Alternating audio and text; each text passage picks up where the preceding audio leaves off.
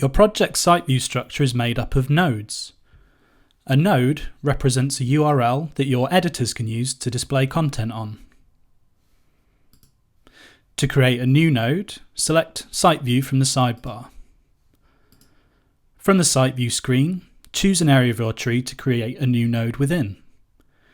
From an existing node, either right-click or select the triple dots to open the Node context menu.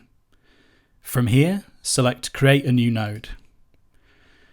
From the dialog that opens, add a display name for your node, and you'll see that the slug is automatically generated that will form your URL. Lastly, hit Create, and your new node is added to your tree in the area that you created it from.